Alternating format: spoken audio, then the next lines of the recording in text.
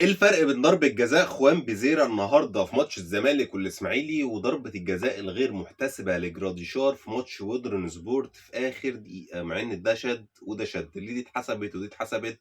هو حكم الفار هنا رجع امين عمر اللي ما حسبش الشد ده وما حسبش ضربة الجزاء دي، انما حكم الفار هنا ما رجعش طارق مجدي ساعتها اللي ما حسبش برضه الشد وما حسبش ضربة الجزاء، رغم ان هو شد واضح وصريح زي ما هو واضح قدامكم كده، وكانت ضربة جزاء يستحقها الأهلي في آخر ثواني من مباراة.